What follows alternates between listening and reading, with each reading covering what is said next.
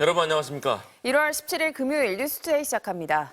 내란 우두머리 혐의로 체포된 윤석열 대통령이 체포 적부심을 청구했지만 어젯밤 기각됐습니다. 공수처에 나가 있는 취재기자 연결해서 알아보겠습니다. 구민지 기자, 법원이 체포 적부심을 기각한 이유부터 전해주십시오.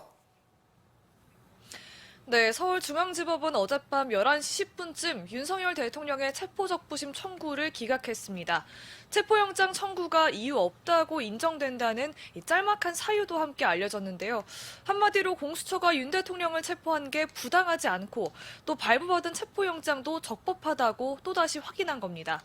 앞서 어제 오후 열린 체포적부심 심사에는 윤 대통령 변호인 3명만 출석했습니다. 윤 대통령은 출석하지 않았는데요.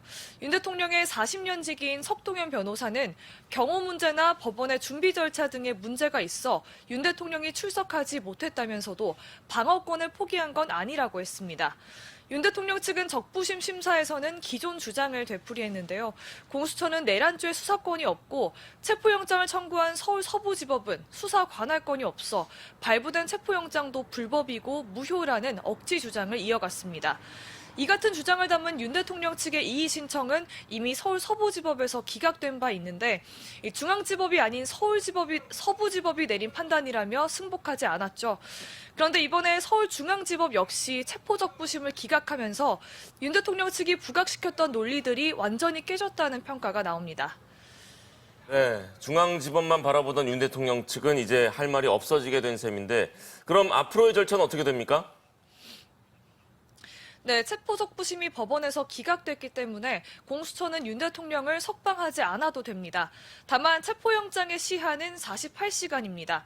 공수처가 윤석열 대통령을 체포한 시간이 그제 오전 10시 33분이었기 때문에 원래는 오늘 오전 10시 33분까지만 윤 대통령의 신병을 확보할 수 있었는데요.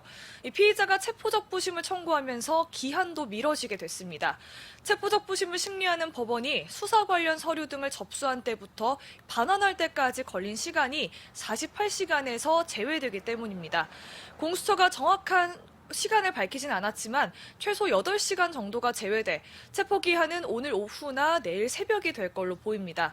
공수처는 윤 대통령 측에 오늘 오전 10시 출석해 조사를 받으라고 통보한 걸로 알려졌습니다. 다만 윤 대통령이 조사에 응할지는 미지수입니다.